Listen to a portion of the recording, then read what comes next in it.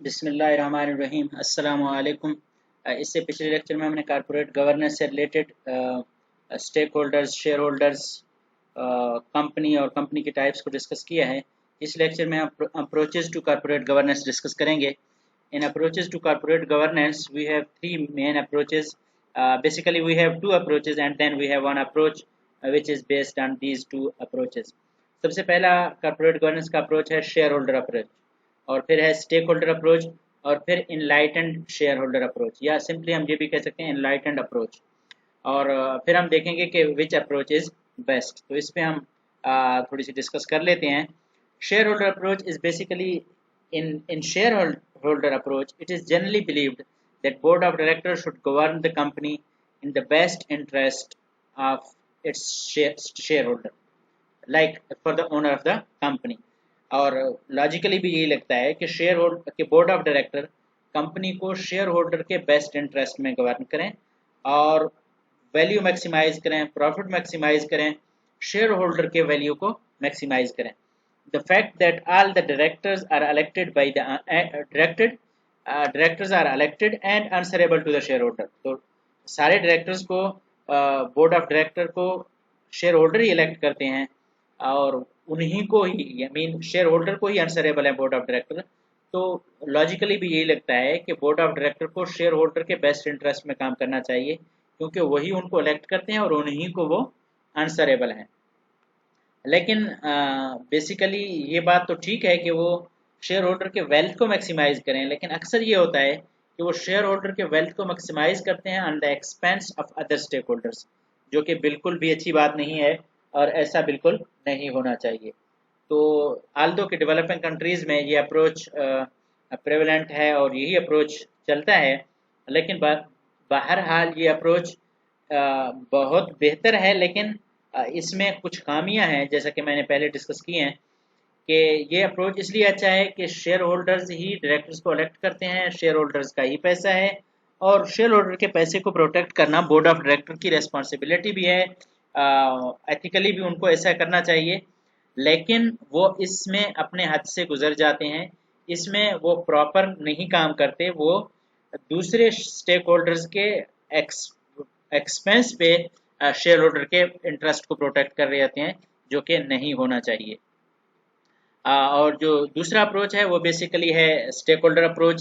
Stake holder approach में pluralist approach है, mean inclusion है कि जितने भी स्टेक होल्डर्स हैं सारे स्टेक होल्डर्स को इंक्लूड किया जाए।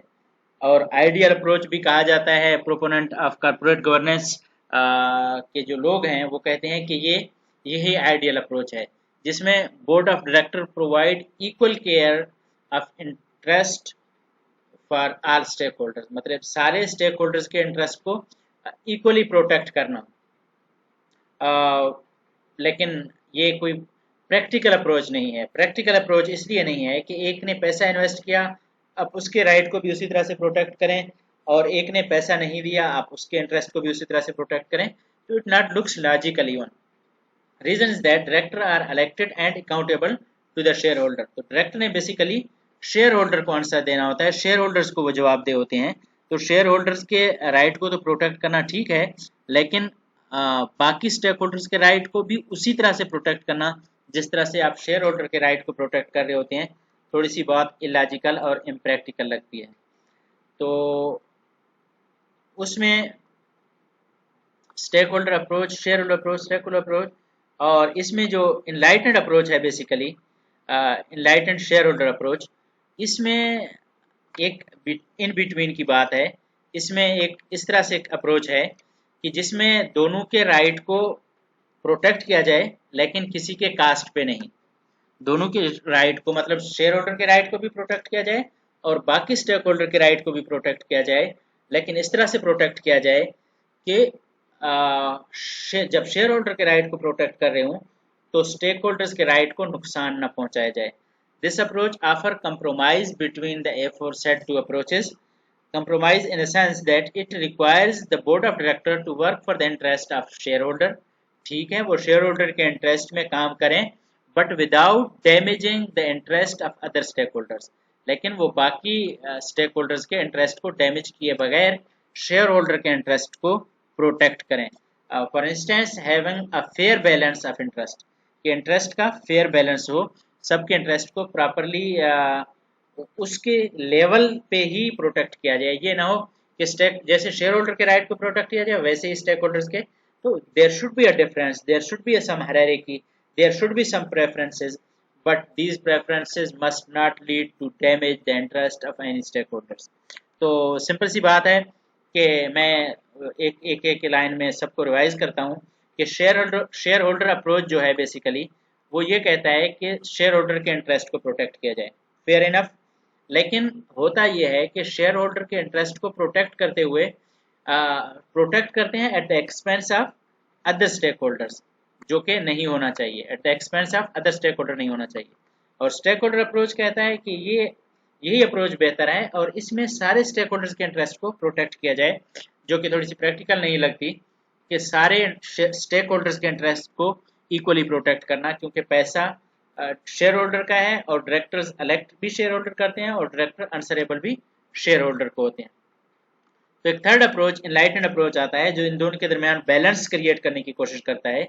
इस अप्रोच ये कहती है कि board of director share holder के ही इंटरेस्ट को प्रोटेक्ट करे लेकिन without damaging the interest of other stake holders. तो इसमें बैलेंस की बात की गई है। अब इस पे ये देखा जाता है कि किसी भी कंट्री के लिए कौन सा अप्रोच बेटर है। इस पे आपको सोचना चाहिए कि आप क्या समझते हैं कि कौन सा अप्रोच बेटर है। अगर देखा जाए तो डेवलप्ड वर्ल्ड में और यहाँ पे ओनरशिप कंसंट्रेशन नहीं है, तो आई वुड सजेस्ट कि वहाँ पे इनलाइटेंड अप्रोच हो, क्योंकि कोई मेजॉरिटी शेयर होल्डर है नहीं, तो मिनॉरिटी शेयर होल्डर्स हैं। तो शेयर होल्डर्स का इंटरेस्ट तभी प्रोटेक्ट होता है जब कंपनी वैल्यू मैक्सिमाइजेशन की तरफ जाती है, और अगर मेजॉरिटी शेयर होल्डर है तो जाहिर बात है वो ग्रुप हमेशा डोमिनेट कर रहा होता है और उस ग्रुप के राइट को प्रोटेक्ट करना भी इम्पोर्टेंट होता है। लेकिन फिर भी फिर मैं कहता हूँ कि एनलाइटेंड अप्रोच बेहतर है, कि ठीक है अगर मेजॉरिटी शेयर होल्डर हैं, अगर आपके पास कंसंट्रेटेड ओनरशिप है तो आप उनके शेयर को राइट को प्रोटेक्ट करें, लेकिन without damaging the interest of other stake holders. तो इसके बाद हम चलते हैं की इश्यूज ऑफ कॉर्पोरेट गवर्नेंस की तरफ। कॉर्पोरेट गवर्नेंस के जो हेड के अंडर आते हैं उनमें सबसे ज़्यादा फाइनेंशियल रिपोर्टिंग है, डायरेक्टर रेम्यूनरेशन है, रिस्क मैनेजमेंट है, इफेक्टिव कम्युनिकेशन है, और फिर कॉर्पोरेट सोशल रेस्पॉन्सिबिलिटी है। तो ये सारे इश्यूज कॉर्पोरेट गवर्नेंस के हेड के अंडर आते हैं और बोर्ड ऑफ डायरेक्टर की रेस्पॉन्सिबिलिटी होती है कि वो इन चीज़ों को मेक श्योर करें। इनमें से कुछ को हम देखते हैं फाइनेंशियल रिपोर्टिंग में क्या क्या होना चाहिए, बोर्ड ऑफ डायरेक्टर क्या क्या मेक श्योर कर सकती है। बोर्ड ऑफ डायरेक्टर की रेस्पॉन्सिबिलिटी है कि वो मेक श्योर करे कि फाइनेंशियल रिपोर्ट आर एक्यूरेट, कि उनमें एक्यूरेसी को मेक श्योर करना बोर्ड ऑफ डायरेक्टर की रेस्पॉन्सिबिलिटी है, कॉर्पोरेट गवर्नेंस के हेड के अंडर आता है। रिलायबिलिटी को मेक श्योर करना फाइनेंशियल रिपोर्टिंग के हेड के अंडर आता है, और कॉर्पोरेट गवर्नेंस में बोर्ड ऑफ डायरेक्टर की रिस्पॉन्सिबिलिटी है कि वो मेक श्योर करें कि फाइनेंशियल रिपोर्टिंग रिलायबल है। इसी तरह से internal and external audit corporate governance के हेड के अंडर आता है। Comprehensiveness of financial reporting corporate governance के हेड के अंडर आता है। टाइमलीनेस, ये सारी चीज़ें विद इन द टाइम हो, मतलब कि क्वार्टरली हैं, सेमी एनुअली है, annually with in the 4 month, with in the 3 month, with in the 2 month, what ever the time line is in providing financial reporting, corporate governance and board of director are required to make it sure well in time। उसके बाद director related issues हैं, बहुत ज़्यादा issues हैं, हम आगे चल कर डिटेल में डिस्कस करेंगे। उनमें सबसे पहले रेम्यूनरेशन का इशू है, पावर्स का है कि बोर्ड ऑफ डायरेक्टर्स के क्या पावर हैं, डायरेक्टर्स के क्या पावर हैं, बैलेंस करना है फिर डायरेक्टर्स के दरमियान, फिर एक तो डायरेक्टर्स के पावर और फिर डायरेक्टर्स में विद इन डायरेक्टर्स के पावर, एग्जीक्यूटिव डायरेक्टर्स के क्या पावर होने चाहिए, नॉन एग्जीक्यूटिव डायरेक्टर की क्या पावर होनी चाहिए, और उन पावर्स के दरमियान बैलेंस रखना, ये कॉर्पोरेट गवर्नेंस के हेड के अंडर हैं और ये मेजर इश्यूज आते हैं। Elections of director and re election of director. Election तो चलो ठीक है, री इलेक्शन भी एक बहुत इंपॉर्टेंट इशू है जिसको हम आगे चलकर डिस्कस करेंगे कि डायरेक्टर्स को इलेक्ट होना चाहिए, री इलेक्ट होना चाहिए या नहीं होना चाहिए, किन किन डायरेक्टर्स को री इलेक्ट होना चाहिए, किन को नहीं होना चाहिए, किन किन बेसिस पे होना चाहिए, और फिर डायरेक्टर्स रिप्रेजेंटेटिव हैं या रिप्रेजेंटेटिव नहीं है, किसको रिप्रेजेंट कर रहे हैं, किसी मेजर स्टेक होल्डर्स को कर रहे हैं या गवर्नमेंट को रिप्रेजेंट कर रहे हैं, क्या रिप्रेजेंटेशन होनी चाहिए, किस लेवल की रिप्रेजेंटेशन होनी चाहिए, या डायरेक्टर को इंडिपेंडेंट होना चाहिए। उसके बाद रिस्क मैनेजमेंट में भी कारपोरेट गवर्नेंस के हेड के अंडर आता है। इसको भी आगे चलकर हम कारपोरेट गवर्नेंस में रिस्क मैनेजमेंट को डिटेल में डिस्कस करेंगे, लेकिन यहाँ पे हम ये सिर्फ डिस्कस करना चाहेंगे कि this includes deciding on what risk should be taken by the company और how to manage those risk must be taken. तो ये बोर्ड ऑफ डायरेक्टर की रिस्पॉन्सिबिलिटी है कि रिस्क प्रोफाइल को डेवलप करना और व्हाट रिस्क टू टेक, क्या क्या रिस्क लेना है, अवॉइडेबल और नॉन अवॉइडेबल रिस्क, इनकी टाइप्स को हम आगे चलकर डिस्कस करेंगे। आप हमारे चैनल में ये नीचे जाके देख भी सकते हैं, इस प्लेलिस्ट में रिस्क मैनेजमेंट से रिलेटेड लेक्चर मौजूद होंगे। तो कौन से रिस्क अवॉइडेबल हैं, कौन से रिस्क अनअवॉइडेबल हैं, व्हाट नॉट टू टेक, कौन सा रिस्क लेना चाहिए और कौन सा रिस्क नहीं लेना चाहिए, how to handle risk taken. मतलब कि पहले तो रिस्क की कंपनी की रिस्क प्रोफाइलिंग करनी और फिर कौन सा रिस्क लेना है, कौन से रिस्क अवॉइडेबल हैं और कौन से अनअवॉइडेबल हैं। अब ये तो नहीं कह सकते कि जो रिस्क अनअवॉइडेबल है हम कहें कि हम ये रिस्क नहीं लेना चाहते, तो वो रिस्क तो हर हाल में आपको फेस करना होता है। और अवॉइडेबल रिस्क में फिर आपके पास चॉइस आता है कि आप व्हाट नॉट टू टेक, कौन से रिस्क को फेस करना है, कौन से रिस्क को अवॉइड करना है। तो उसके बाद जो डिसाइड किया कि वो रिस्क जो आप लेना चाह रहे हैं और वो रिस्क जो अनअवॉइडेबल हैं, उन रिस्क को किस तरह से हैंडल किया जाए, ये कारपोरेट गवर्नेंस और बोर्ड ऑफ डायरेक्टर की रिस्पॉन्सिबिलिटी में है। और इसको हम आगे चलकर फर्दर डिटेल में डिस्कस करेंगे as a separate topic under the corporate governance.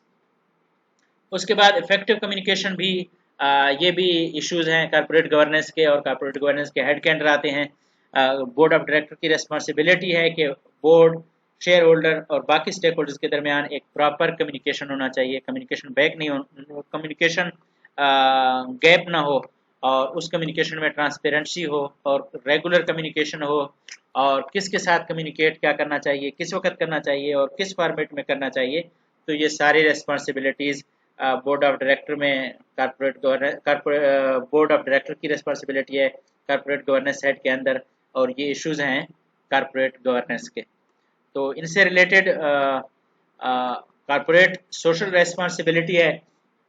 CSR इस एरा का सबसे इम्पोर्टेंट एरिया है और अनफॉर्चुनेटली डेवलपिंग वर्ल्ड में सबसे लेस फोकस्ड एरिया है। बिजनेस के एथिक्स हैं, उसके मुताबिक बिजनेस करना, being a good citizen company की रिस्पॉन्सिबिलिटी है। कंपनी को सोशली एक गुड सिटीजन प्रूव करना चाहिए खुद को, और डूइंग बिजनेस रेस्पॉन्सिबली, तो रेस्पॉन्सिबिलिटी के साथ बिजनेस को करना, as a good citizen behave करना और एथिक्स के मुताबिक बिजनेस करना।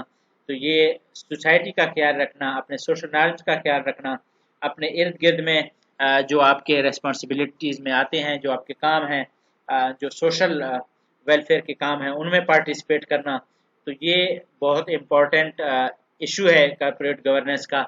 ये लेटेस्ट रिसर्च एरिया भी है दुनिया में, और इस पे फोकस करना बोर्ड ऑफ डायरेक्टर की रेस्पॉन्सिबिलिटी है। उसके बाद why is CG important? Corporate governance क्यों important है? Corporate governance is important because good reputation is good business.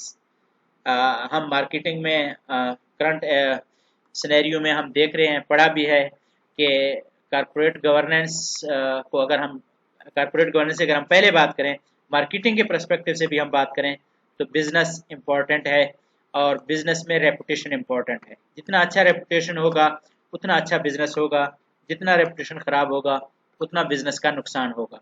तो इसके लिए ज़रूरी है कि बिजनेस में रेप्यूट अच्छा हो। तो अच्छे रेप्यूट के लिए corporate governance is the main key to bring a good reputation and a company by providing guidance to the companies to disclose and disclose the information properly and to compliance with all the required code of governance. उसके बाद protection of stake holders interest, ये corporate governance के head के under आता है, और इसकी वजह से कॉर्पोरेट गवर्नेंस इंपॉर्टेंट है कि वो स्टेक होल्डर्स के इंटरेस्ट को प्रोटेक्ट करने की कोशिश करता है। सपोर्ट टू कैपिटल मार्केट को सपोर्ट प्रोवाइड होती है कॉर्पोरेट गवर्नेंस की वजह से, जैसा कि हमने लास्ट टाइम भी डिस्कस किया है और आगे चलकर भी डिस्कस करेंगे कि लिस्टिंग रूल्स की वजह से आपको कैपिटल मार्केट में एंटर होते हैं, और वो लिस्टिंग रूल में कोड ऑफ कॉर्पोरेट गवर्नेंस भी होता है, और कॉर्पोरेट गवर्नेंस के कोड की वजह से और उन लिस्टिंग रूल की वजह से इंडिविजुअल राइट प्रोटेक्ट होते हैं, पब्लिक के राइट प्रोटेक्ट होते हैं, और कॉर्पोरेट गवर्नेंस इसको मेक श्योर करता है। Support to society in all other forms such as corporate governance and even in form of CSR, जो कि CSR भी एक कॉर्पोरेट गवर्नेंस के हेड के अंडर आता है, और ये इशू कॉर्पोरेट गवर्नेंस का है। Everyone wins. कॉर्पोरेट गवर्नेंस में सबसे बड़ा बेनिफिट ये है कि ये विन विन सिचुएशन है। अगर कॉर्पोरेट गवर्नेंस को फॉलो किया जाए, कोड ऑफ कॉर्पोरेट गवर्नेंस को फॉलो किया जाए, तो बिजनेस का फायदा है, इंडिविजुअल का फायदा है, शेयर होल्डर का फायदा है, स्टेक होल्डर का फायदा है। तो स्टेक होल्डर्स में सोसाइटी का फायदा है, एम्प्लॉय का फायदा है, सप्लायर का फायदा है, और कंज्यूमर का फायदा है, गवर्नमेंट का फायदा है। तो हर एक के लिए ये एक विन विन सिचुएशन है, इसलिए कॉर्पोरेट गवर्नेंस इंतहाई इंपॉर्टेंट है। हमारे अगले लेक्चर जरूर सुनिएगा, जिनमें हम स्पेशली बोर्ड ऑफ डायरेक्टर को डिस्कस करेंगे, डायरेक्टर को डिस्कस करेंगे, रिस्क मैनेजमेंट को डिस्कस करेंगे, कंपनीज के फाइनेंशियल रिपोर्टिंग को डिस्कस करेंगे, कंपनी से रिलेटेड सारे मैटर्स और कॉर्पोरेट गवर्नेंस से रिलेटेड सारे मैटर, इवन एथिक्स को हम डिस्कस करेंगे। कॉर्पोरेट गवर्नेंस के सारे इश्यूज को डिटेल में डिस्कस करेंगे। हमारे चैनल सब्सक्राइब कीजिए, हमारे वीडियोस ज़रूर देखिए, और अगर कोई क्वेश्चन हो, कोई कन्फ्यूजन हो, तो आप हमसे ज़रूर रब्ता कर सकते हैं। Thank you for watching. अस्सलामु अलैकुम।